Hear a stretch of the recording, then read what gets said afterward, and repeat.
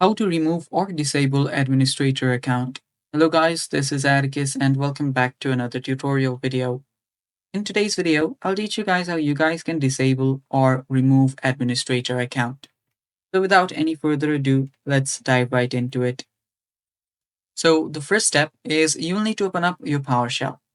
For that, you can right click on your Windows key or Windows icon on the bottom left here.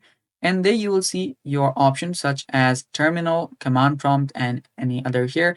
So what you'll need to do is open up your CMD or your terminal or command prompt. So I'll just open up my PowerShell. So there we go, Windows PowerShell. Open Windows PowerShell or CMD or terminal.